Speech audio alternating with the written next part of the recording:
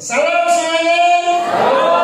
Ya, saudara-saudara yang kasih, kalau kemarin kita berbicara tentang Markus pada pasal yang ke-15, yaitu berbicara tentang makna atau misi Yesus mati. Sekarang kita akan berlanjut kepada Markus pada pasal yang ke-16. Ya. Ayat di situ membicarakan tentang kebangkitan Yesus. Ya. Tapi untuk tema kita pada hari ini, itu saya ambil tema kebangkitan Yesus, hilangkan keraguan. Ya. Kebangkitan Yesus, hilangkan keraguan. Baik, kita akan baca secara responsoria satu perikop, yaitu di ayat 1 sampai dengan ayat yang ke-8. Ya. Bagi berdiri, sudah menemukannya, kita bagi berdiri. Kita akan baca secara responsoria. Ayat 1 yang ganjil saya akan baca, dan sudah ayat yang ke-6. Ayat ke-6 terakhir itu kita akan baca bersama-sama, ya. Demikianlah firman Tuhan. Setelah lewat hari Sabat, Maria Magdalena dan Maria ibu Yakobus serta Salome membeli rempah-rempah untuk pergi ke kubur dan meminyaki Yesus.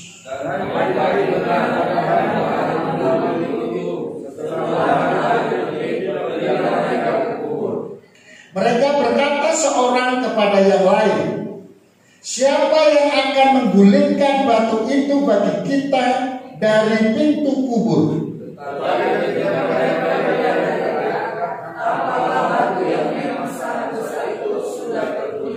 Lalu mereka masuk ke dalam kubur dan mereka melihat seorang muda yang memakai jubah putih duduk di sebelah kanan.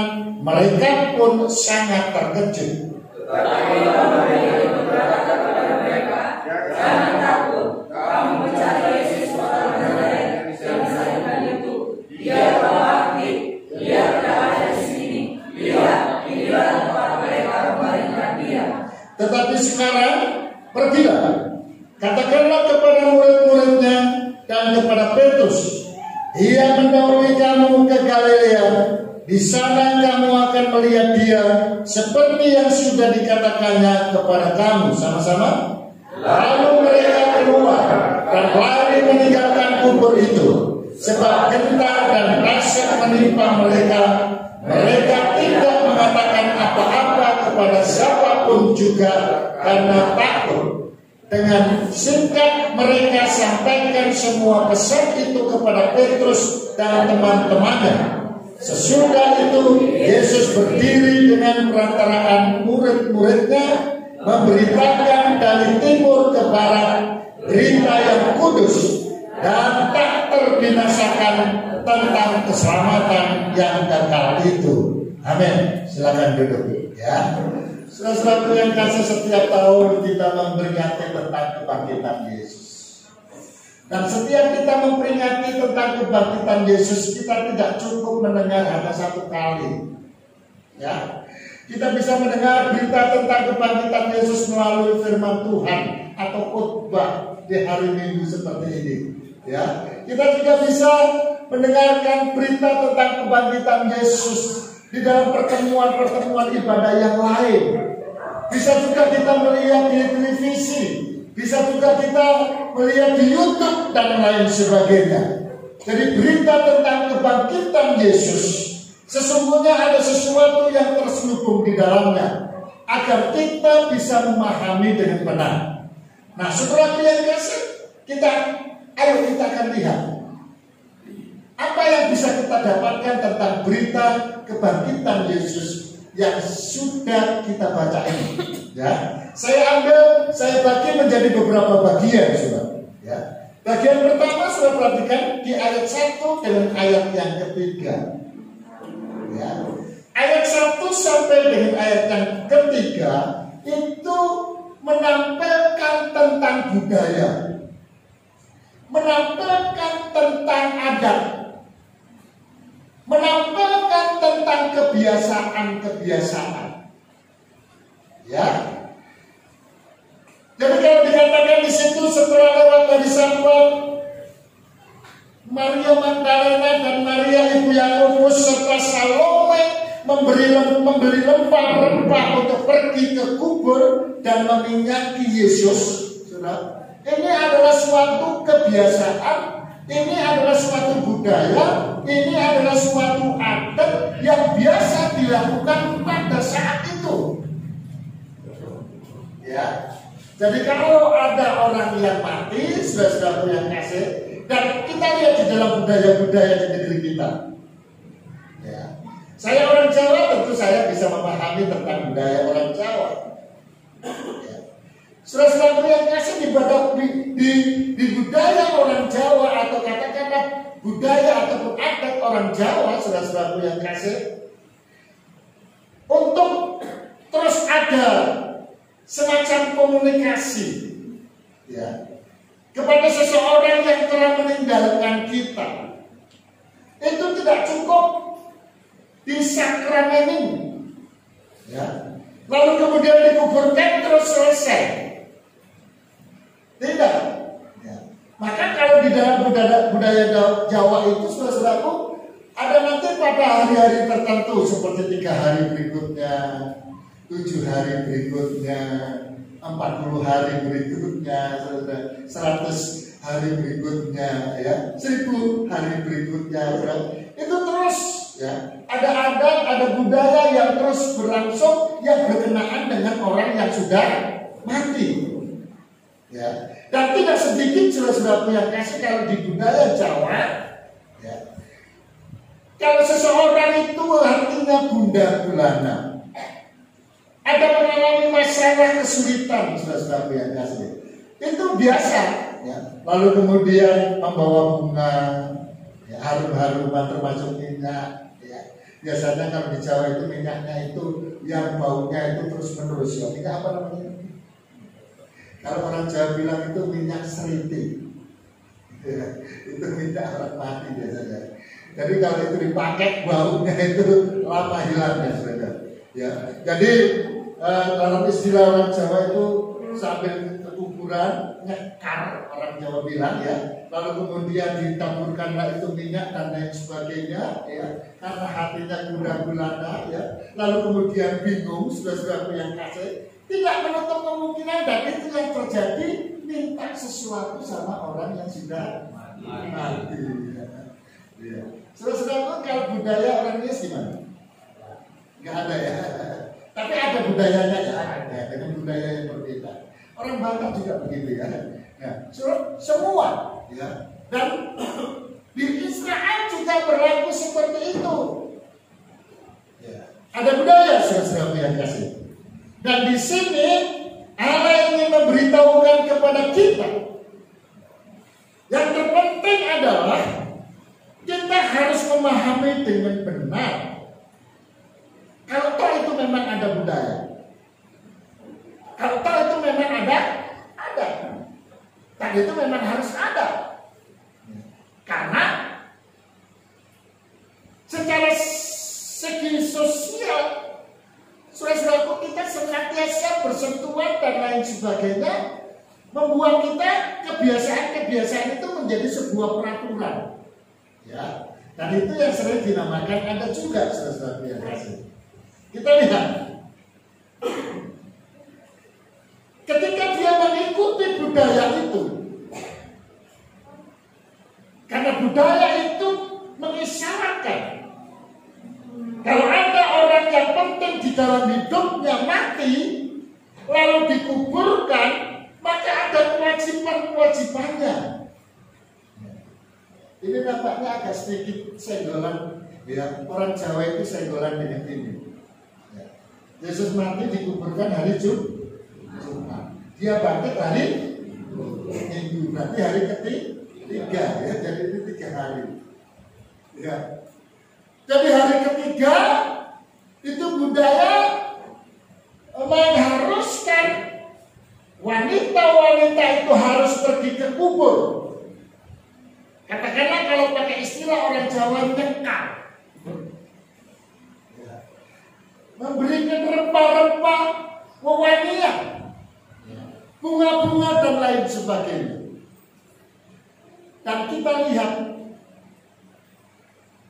apa yang merasuki di dalam hati dan jiwa seseorang yang melaksanakan aturan itu, saudara yang kasih.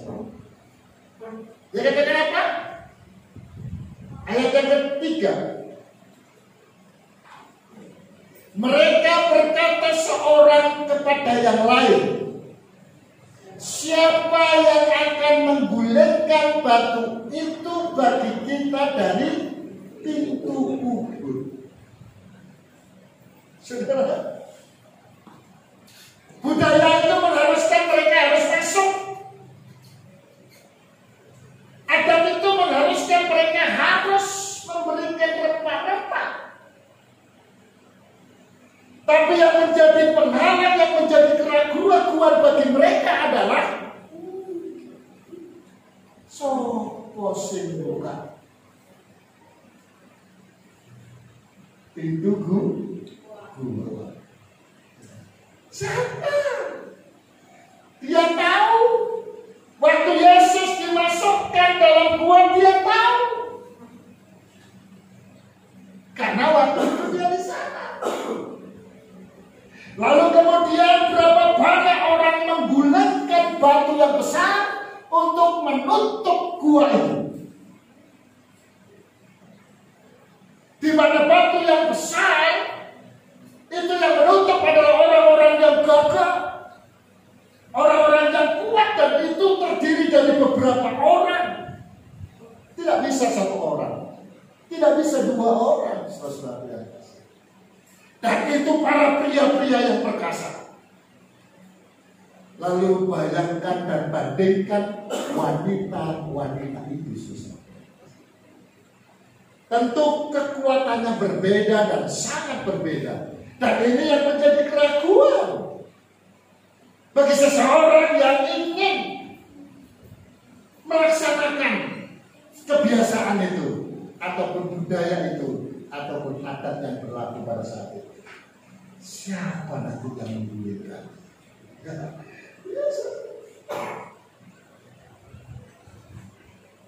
Kalau umpamanya dia yakin, pasti dia berangkat dengan gagah. Dengan gagah, masa perempuan dengan gagah, saudara? Ya, dengan apa namanya? Kalau perempuan apa? Dan laki-laki gagah. Kalau perempuan apa? Semangat. Semangat. Gampang itu. Nanti kita menggulirkan. Sudah. Tapi oleh karena apa yang ada dalam pikirannya, masalah itu lebih besar daripada imannya, saudara-saudaraku, maka keraguan-keraguan itu timbul. Ya, kita tidak akan bisa menggulingkannya. Lalu siapa nanti yang menggulingkannya?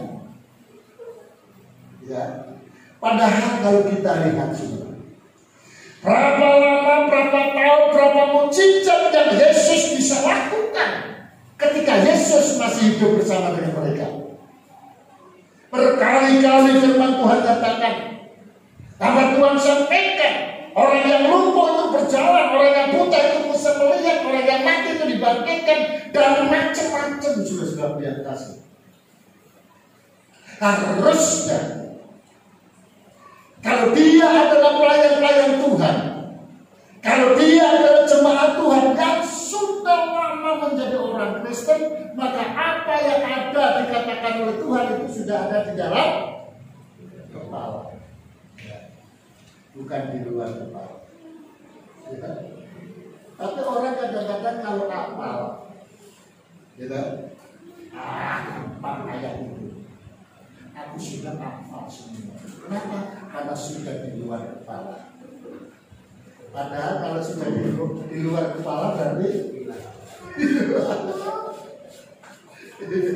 yang benar itu harusnya di dalam kepala. Sudah yang kasih. Ya.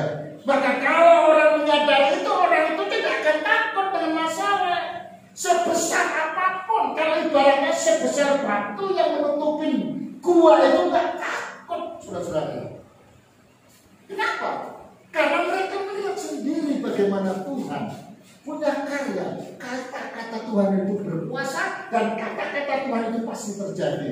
Dan Tuhan Yesus sudah berkata bahwasanya dia akan mati dan pada hari ketiga dia bangkit. Saudara, kalau hanya membuka pintu gua, itu kan sangat kecil sekali, saudara. Ya, karena bagi Allah tidak ada yang mustahil. Dan itu sudah diajarkan oleh Yesus. Tetapi ketika dia mulai berjalan dengan porsi yang berbeda, mengikuti budaya yang berbeda, mengikuti adat yang berbeda, saudara-saudara yang kasih. Ya. Itu yang membuat akhirnya pikirannya menjadi kacau. Ya. Sehingga apa yang dikatakan Tuhan yang tadinya di dalam kepala menjadi di luar kepala, lupa semua. Siapa nanti ya? Siapa nanti ya?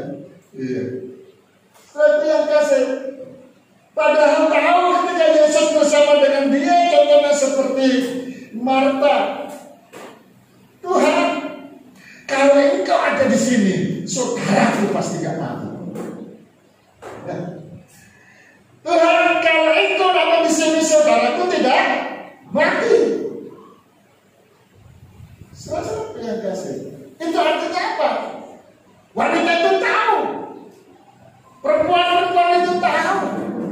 Dia yang datang ke kubur Yesus itu tahu. Dan itu pernah terjadi. Yang gak mungkin itu bisa dijadikan mungkin. Tapi gak ragu-ragu. Ya, engkau menghadapi masalah, engkau menghadapi problem. Ya, itu sebuah keraguan-keraguan. Bisa akan tumbuh. Ya, hidupmu tidak tenang, susah tidur dan lain sebagainya. Masa depan berpikir aku suram, masa depanku ya. Gimana aku bisa sejahtera ya? Anak-anakku bagaimana nanti dan lain sebagainya. Jangan takut, ya. Jangan takut. Anakku mau naik kelas, ya. Anakku mau naik level lebih tinggi kalau SD ke SMP, SMP ke SMA, SMA ke perguruan tinggi dan lain sebagainya. Jangan mau kita itu ditutupi ya, dengan sesuatu yang membuat kita menjadi ragu-ragu. Dan kebangkitan Yesus ini akan berdampak kepada kita semua. Perhatikan pada ayat yang kedua. Ya. Karena sesungguhnya ayat yang bagian kedua maksud saya, ayat yang keempat.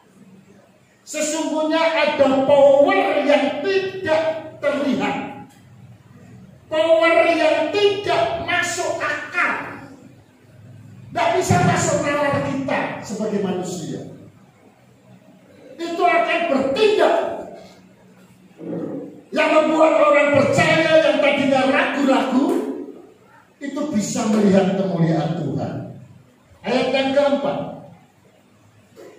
Tetapi ketika mereka melihat dari dekat, tampaklah batu yang memang sangat besar itu sudah terguling. Ya, saudara yang kasih perhatikan. Tetapi ketika mereka melihat dari dekat, tampaklah batu yang memang sangat besar itu sudah terguling. Perhatikan kalimat sangat besar. Besar, saudara-saudara. Dan akan mungkin dia bisa buka. Tapi begitu masuk dalam rancangan Tuhan, penggenapan akan firman Tuhan, hari ketiga dia bangkit, saudara-saudaraku yang kasih, maka pintu kubur itu bisa terbuka. Dan itu yang membuka adalah power yang tak kasat mata. Iyalah. Kenapa tak kasat mata? Karena wanita-wanita itu Maria Magdalena, Maria ibu yang lupus, dan juga Salome itu sudah dari jauh dia lihat itu pintu tertutup. Berjalan terus, pintu masih tertutup. Saudara-saudaraku, karena itu batu yang besar sekali. tapi dia begitu konsen untuk melihat dari dekat. Terbuka. Ya. Ini power yang tidak melihat dalam kacamata nyata manusia. Begitu saja terguling. Siapa yang melakukannya? Maria Magdalena tidak. Wanita-wanita itu tidak. Orang lain tidak. Saudara-saudaraku yang kasih. Maka ayat yang kelima. Lalu mereka masuk ke dalam kubur dan mereka melihat seorang muda yang memakai jubah putih duduk di sebelah kanan. Mereka pun sangat terkejut. Saya mau tanya, ini seorang muda pakai jubah putih, ya. Sudah biasa. Coba kita pikir kira-kira siapa ya yang biasanya pakai pakaian putih di kuburan? Kuntilanak baju putih. Pocong. Saudara, pocong itu bisa apa? Ya? Topat. Mau buka batu, lo bukanya piye? Lo tangannya gini terus. Kan pocong lagi. Bukan pocong, tetapi malah malaikat Tuhan, suruhan Tuhan, Tuhan yang bertindak. Jadi ketika kita ada di dalam keraguan, engkau harus percaya. Melalui kebangkitan Yesus datang, Yesus berkarya terhadap kita. Kita nggak perlu berbuat terlalu. Yang penting kita percaya, maka wanita Maria Magdalena, Salome, Ibu Yakobus, saudaraku yang kasih, mendapatkan anugerah pertolongan Tuhan. Sehingga keraguan-keraguannya menjadi ya. Maka penjelasan daripada malaikat itu ayat yang ke-6. Sama-sama kita baca ke-6, 2, 3.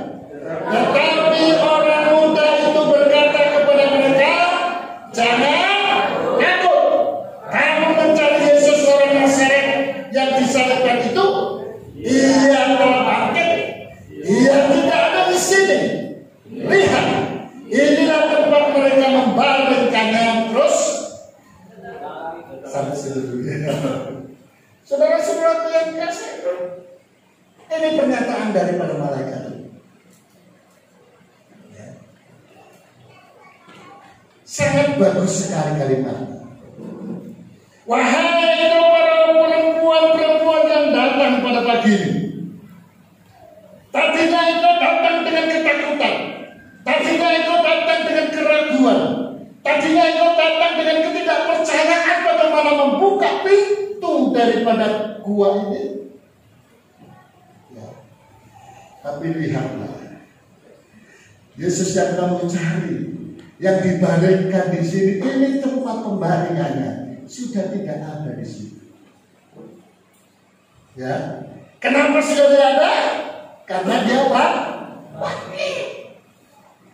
Maka malaikat itu sama perkataannya dengan Tuhan Yesus, sama perkataannya dengan Tuhan. Selalu katakan jangan takut, jangan takut menghadapi masalah, jangan takut menghadapi problem, jangan takut menghadapi masa depan, jangan takut menghadapi perusahaan, jangan takut menghadapi pekerjaan, jangan takut dan lain sebagainya. Karena ketakutan itu tidak akan membawa kepada keberhasilan. Tapi kalau kita percaya tidak takut, justru itu yang akan membawa kepada keberhasilan. Karena orang yang tidak takut artinya dia melibatkan Tuhan dalam hidupnya, di dalam pekerjaannya, di dalam usahanya, di dalam pertaniannya, di dalam pemeliharaannya, di dalam studinya, saudara-saudara yang kasih. Itu adalah wujud nyata bukti daripada iman, bahwasanya kita benar-benar percaya kepada Tuhan. Saudara-saudara, Berkali-kali Tuhan saya katakan begini. Engkau pernah perhatikan burung pipit? Burung pipit itu kalau bahasa Jawa itu burung emprit. Kalau bahasa Batak burung apa? Yang burung bukan orang besar kali. Akori. Pokoknya itu. Yang itu loh yang di padi-padi itu loh. Yang burungnya agak kecil-kecil itu ya. Kalau di Nia siapa ini burung apa? Saraha. Macam-macam ya. Wes karena aku mau jawab emprit. Burung pipit, burung emprit. Ya. Karena berbicara untuk ketidakragu-raguan, saudara-saudaraku yang kasih, Tuhan katakan, engkau pernahkah perhatikan burung emprit atau burung pipit ya? Ya. Pernah burung pipit itu, burung emprit itu bawa cangkul. Saudara, gimana mau bawa cangkul? Padahal dia sangat kecil. Dan tidak mungkin dia tidak pernah bercocok tanam. Tapi Tuhan katakan itu dipelihara oleh Tuhan. Apalagi kita manusia yang adalah biji mata Tuhan. Perhatikan, sudah perhatikan biji mata. Tentu kita tidak pernah melihat biji mata kita ini kayak apa sih? Ya, saudara. Tapi Tuhan katakan kita ini adalah biji mata. Sekalipun itu tidak bisa kita lihat, tapi kita bisa rasakan. Mata itu sangat penting dalam kehidupan kita. Maka mata itu tidak akan pernah dibiarkan dengan mudah untuk menjadi celaka.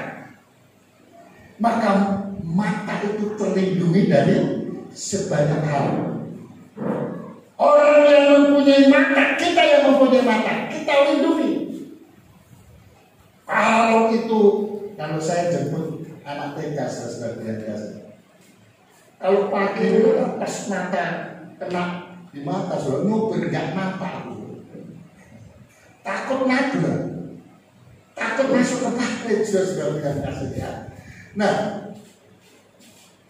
karena itu sangat mengganggu. Bentuk daripada perhatianku terhadap mataku, saudara-saudaraku, maka akan kututup. Ya, ada tempat untuk melindungi mata. Ku kasih kacamata hitam, ya, supaya tidak silau dan lain sebagainya. Kalau toh itu ada apapun yang akan berkenaan dengan mata kami, kita pasti melindungi. Demikianlah kita di mata Tuhan. Artinya kita mendapat perhatian khusus daripada Tuhan. Maka kita akan sangat lebih diperhatikan daripada burung emprit. Ya. Maka itu layaknya kita boleh bersuka cita kepada Tuhan. Ya. Jadi pelajaran yang kita bisa ambil adalah, bahwasanya dalam tema kita kebangkitan Yesus. Karena di waktu sebelum kebangkitannya, pada saat kematiannya, detik-detik sebelum Yesus bangkit, itu Maria ibu-ibu itu mengalami keraguan, mengalami kesulitan dan lain sebagainya.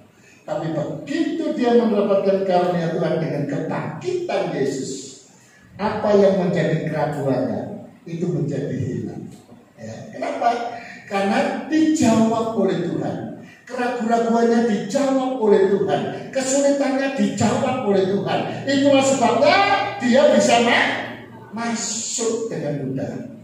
Ya, jadi kalau kebangkitannya itu menghilangkan rasa keraguan-raguannya, maka sekarang adalah bagaimana respon kita terhadap kebangkitan Yesus. Ayat yang ke-7. Ayat yang ke-7. Kita lihat 2, 3. Lihat. Ya, sama-sama. Oke, 2, 3. Tetapi sekarang pergilah dan katakanlah kepada murid-muridnya dan kepada Petrus, ia mendahului kamu ke Galilea, di sana kamu akan melihat dia seperti yang sudah dikatakannya kepada kamu. Ya. Jadi sekarang bagian kita, ketika Tuhan katakan pergilah, ya. Tetapi orang muda itu, malaikat itu, utusan Tuhan itu berkata, tetapi sekarang pergilah, katakanlah apa yang terjadi, bahwasanya Yesus bangkit, beritakan, sampaikan, saudara-saudara yang kasih. Maka ini yang harus kita ambil. Jadi makna selanjutnya setelah Yesus itu bangkit dari kematian, melepaskan keraguan, ketakutan, saudara-saudara yang kasih. Kalau kita sudah ditolong oleh Tuhan, sudah dilepaskan oleh Tuhan, maka kewajiban kita untuk memberitakannya kepada orang lain, ya, kepada tetangga kita, kepada famili kita, kepada saudara kita, kepada teman-teman kita yang lama nggak beribadah, ya, atau yang baru tidak beribadah, saudara-saudara. Allah kita itu begitu baik, Allah kita itu begitu nyata, saudara-saudara yang kasih. Ya. Nah, coba perhatikan di situ. Ayat 8. Bagian pertama dikatakan begini. Lalu mereka keluar dan lari meninggalkan kubur itu, sebab gentar dan dahsyat menimpa mereka. Mereka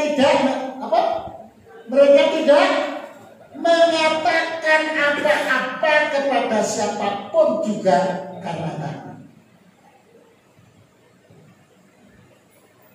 Tahu maksudnya? Sekali lagi ya, kita akan baca ayat 8 ya, bagian ayat 2, 3. Lalu mereka keluar dan lari meninggalkan kubur itu, sebab gentar dan dahsyat menimpa mereka. Mereka tidak mengatakan apa-apa kepada siapapun juga karena takut. Coba bayangkan. Ayat 7 dia bilang, Tuhan bilang, malaikat bilang, ya, ayat 7 ya.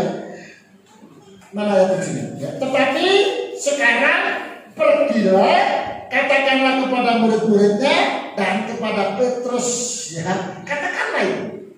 Tapi justru, ya, ini wanita-wanita itu sampai lari karena ketakutan, karena kedahsyatan yang terjadi, heran itu selalu. Dia tidak mengatakan apa-apa. Nah, kalau dia tidak mengatakan apa-apa, bagaimana berita ini bisa tersiar? Banyak orang menjadi salah paham. Karena dengan ayat ini seolah-olah itu nggak perlu diberitakan. Ya kan gitu kan. Coba ayat yang selanjutnya itu ya, bagian B ya. Kita baca bagian B. 2, 3.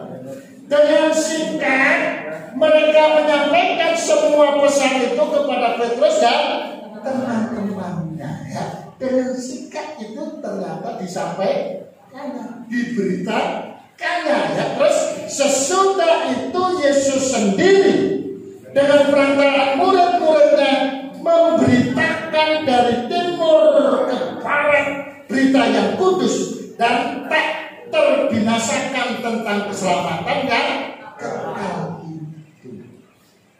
Ya. Jadi kalau kita membaca Alkitab firman Tuhan, makanya jangan dipotong ya. Kalau ayat 8 dipotong bagian A, ya itu akan menghalangi kita memberitakan Injil. Ya. Bahkan secara lengkap, ya. Bahwasanya itu diberitakan, justru malah diberitakan dari timur sampai ke barat. Itu artinya sampai ke ujung bumi. Ya.